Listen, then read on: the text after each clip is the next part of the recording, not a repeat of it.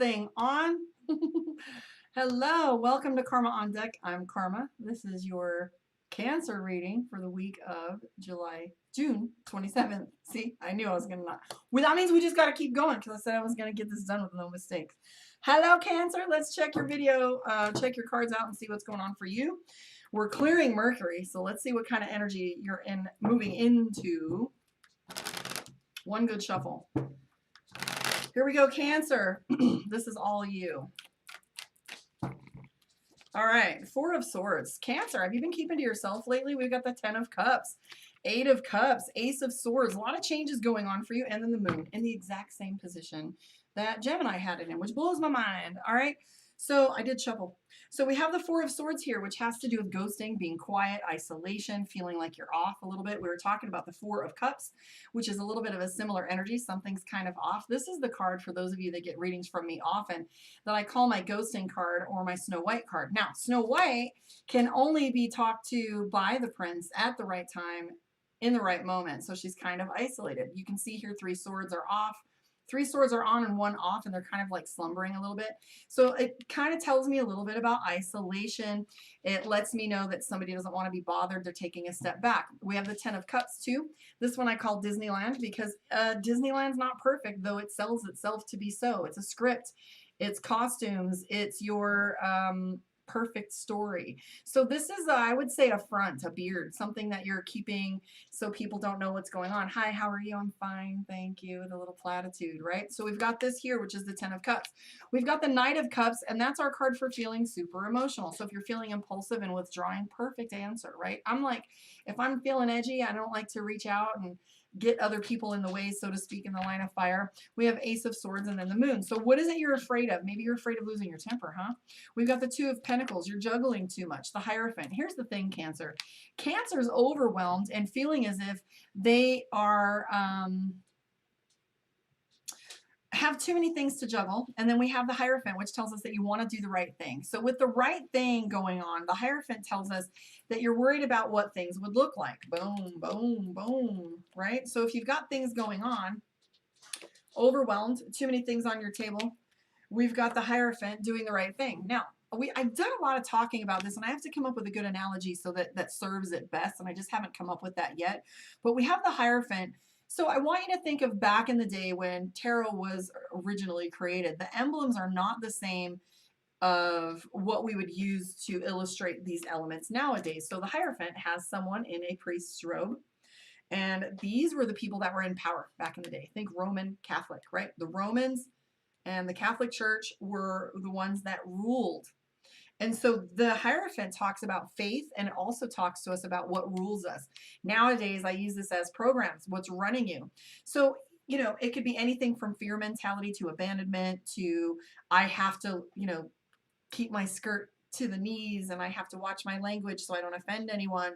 It could even be like, you know, obeying different commandments, making sure that we're doing the right thing according to God.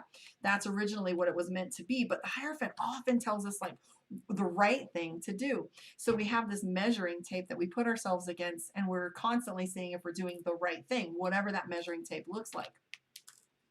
Maybe some impulsive spending, or someone spent your money. We've got the 10 of Swords because the Knight of Pentacles tells us that we have like impulsive spending, or we don't have enough right now. The Strength card has to do with wisdom. And then we have the 10 of Swords where you're feeling betrayed or feeling like a victim to things. So with the Two of Swords and the Two of Pentacles, so you've got 2 things in hand. You're not quite sure what to do with both of them.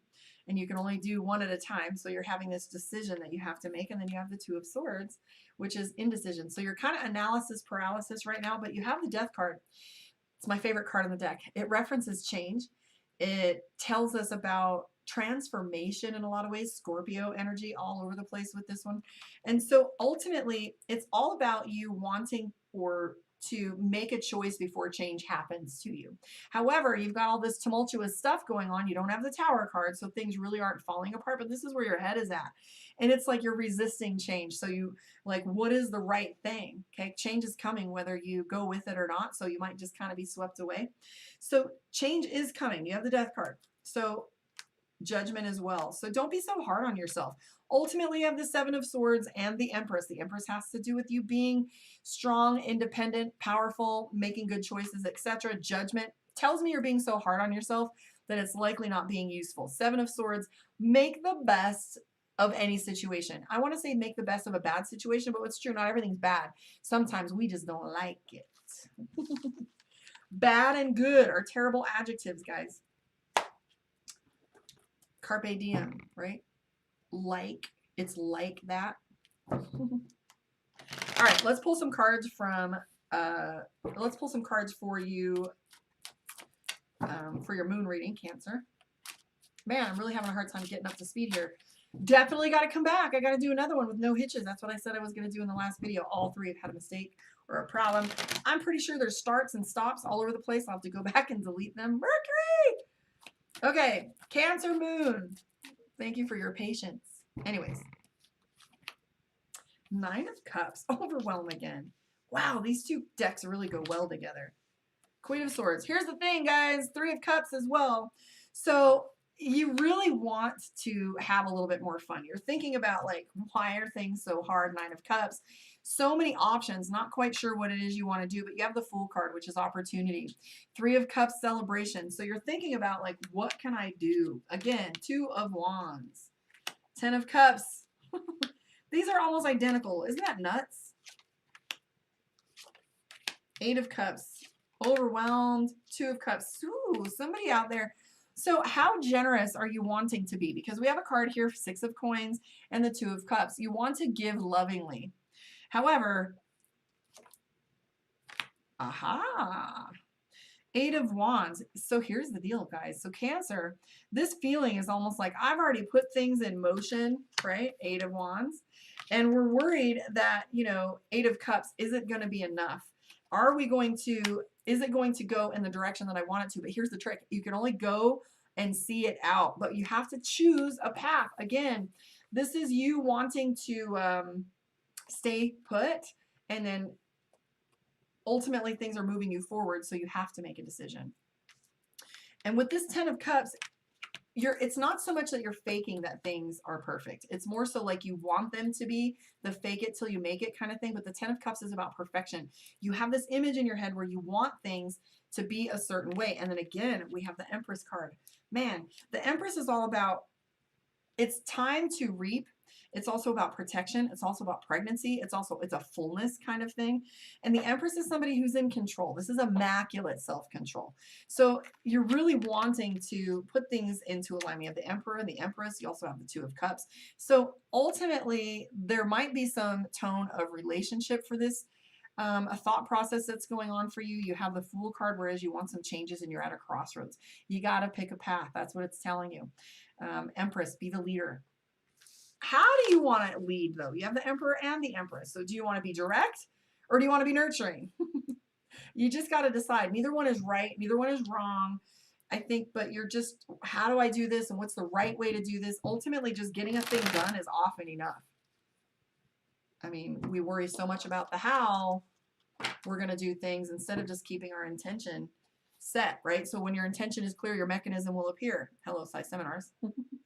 So think of the why and think of the what, not so much the how. You don't look at all the sidewalk steps all the way to the stop sign. You just go to the stop sign. So you walk down the sidewalk. You just make it happen.